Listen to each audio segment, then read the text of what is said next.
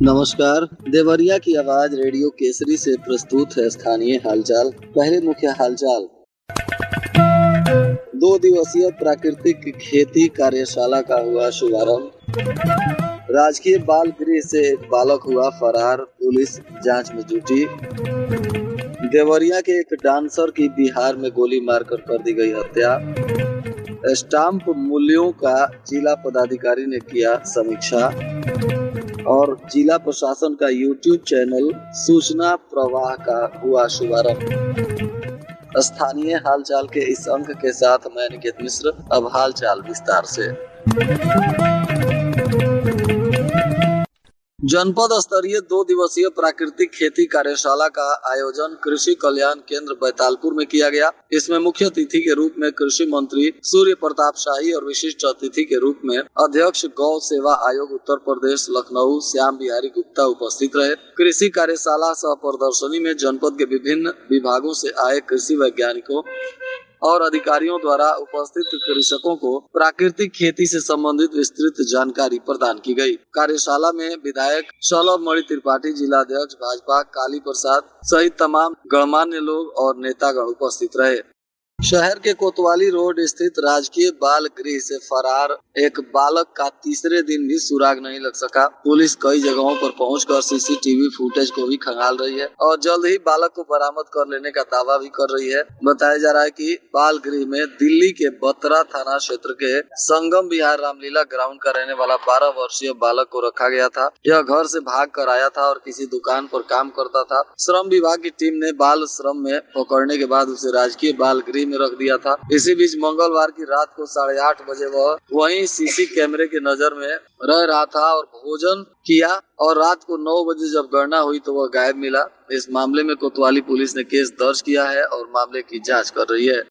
जिलाधिकारी मधुसूदन हुल्गी ने सदर तहसील क्षेत्र में 2 संपत्तियों के स्टाम्प मूल्यों का औचक निरीक्षण किया। यह जांच जमीन और भवनों के क्रय विक्रय में प्रयुक्त स्टाम्प मूल्यों के सत्यापन के लिए की गई थी। निरीक्षण के दौरान कुछ संपत्तियों में लगाए गए स्टाम्प मूल्यों के दस्तावेज सही पाए गए। बताया जा रहा है कि जिलाधिकारी ने गुरुल पार न्यू कॉलोनी पहुंचकर वहां 50 लाख रुपए से अधिक मूल्य के एक मकान और खाली जमीन के बैनामे का सत्यापन किया, जिसमें स्टाम्प मूल्य दस्तावेजों में अंकित मूल्य के अनुरूप था। इसके बाद बांस देवरिया क्षेत्र के भी एक मकान के विक्रय प्रकरण की जांच की गई। वहां भी स्टाम्प मूल्य दस्तावेजों के अनुसार सही पाया गया।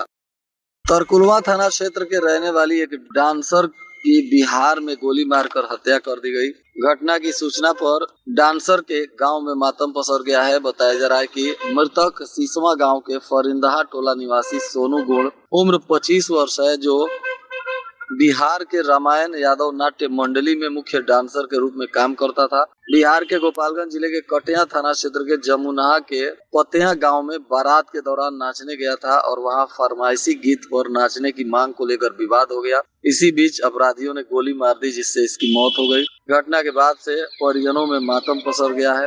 उत्तर प्रदेश सरकार के सूचना एवं जनसंपर्क विभाग द्वारा डिजिटल संचार को और अधिक सशक्त एवं प्रभावी बनाने की दिशा में एक महत्वपूर्ण पहल किया गया है। बताया जा रहा है कि विभाग के आधिकारिक यूट्यूब चैनल सूचना प्रवाह का शुभारंभ किया गया। लोक भवन लखनऊ में इसका शुभारंभ किया गया। चैनल का शुभारंभ सूचना निदेशक विशाल सिंह एवं अपर सूचना निदेशक अरविंद कुमार मिश्रा के द्वारा किया गया। इस अवसर पर निर्माता फिल्म अभय कुमार श्रीवास्तव और फिल्म निर्माण प्रबंधक संदीप पांडे सहित सूचना विभाग के अन्य अधिकारी और कर्मचारी भी उपस्थित रहे।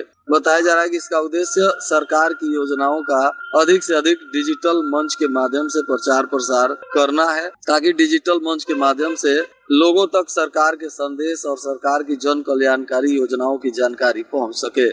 जिलाधिकारी के निर्देश पर कल्याण सेक्टर, दिव्यांगजन सशक्तिकरण और जिला पिछड़ा एवं कल्याण विभाग के साथ ही कई विभागों के द्वारा संयुक्त रूप से जनपद की समस्त तहसीलों में सेवा, संस्कार, सुशासन एवं सम्मान की मूल भावना के साथ कल्याणकारी शिविर के माध्यम से विभागों द्वारा संचालित योजनाओं के प्रचार प्रसार और चयनित लाभार्थियों को स्वीकृति प्रमाण पत्र दिया जा रहा है। इसी कड़ी में रुद्रपुर तहसील सभागार में भी शिविर का आयोजन किया गया, जहां बहुत सारे लोगों को सरकार की योजनाओं का लाभ दिया गया और इसका प्रचार प्रसार भी किया गया।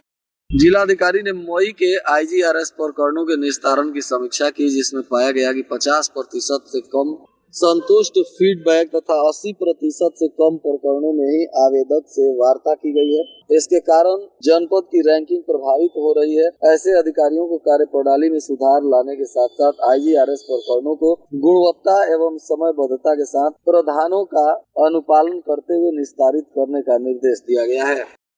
देवरिया के दीनानाथ पांडे राजकीय महिला महाविद्यालय में शैक्षणिक सत्र 2026-27 से 8 नए शिक्षकीय पदों का सृजन किया गया है। इस निर्णय से क्षेत्र की छात्राओं को उच्च शिक्षा के अधिक अवसर मिलेंगे और महाविद्यालय के शैक्षणिक विकास को गति मिलेगी। नव सृजित पदों में समाजशास्त्र, हिंदी और गृह विज्ञान विषयों में पारा स्नातक स्तर पर 2 पद शामिल हैं। इसके अतिरिक्त वाणिज्य संकाय में स्नातक स्तर पर भी 2 पद सृजित किए गए हैं, जिससे महाविद्यालय में वाणिज्य संकाय की स्थापना का मार्ग भी प्रशस्त हो गया है।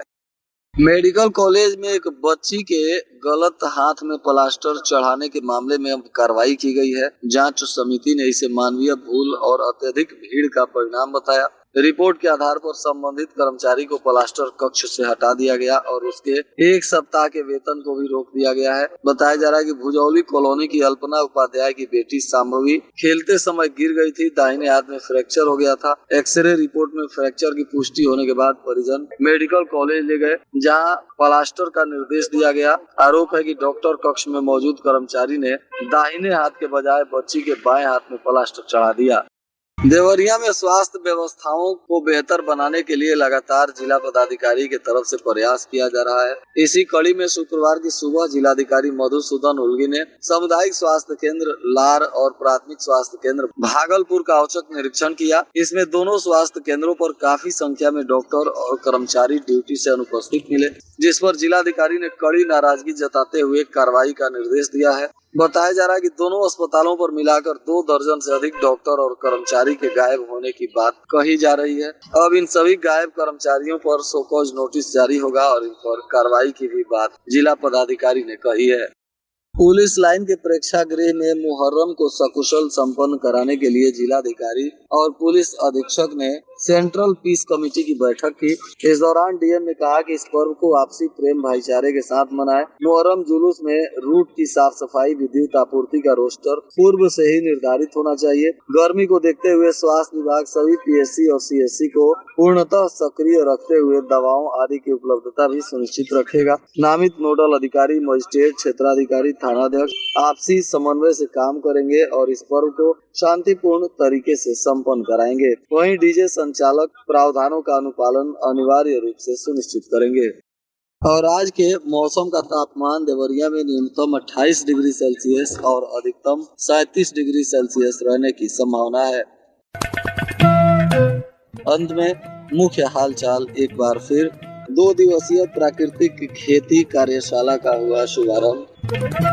राजकीय बाल गृह से एक बालक हुआ फरार, पुलिस जांच में जुटी। देवरिया के एक डांसर की बिहार में गोली मारकर कर दी गई हत्या। स्टाम्प मूल्यों का जिला पदाधिकारी ने किया समीक्षा। और जिला प्रशासन का YouTube चैनल सूचना प्रवाह का हुआ शुभारंभ। इसके साथ ही रेडियो केसरी से प्रसारित स्थानीय हालचाल का यह अंक समाप्त हुआ। नमस्कार।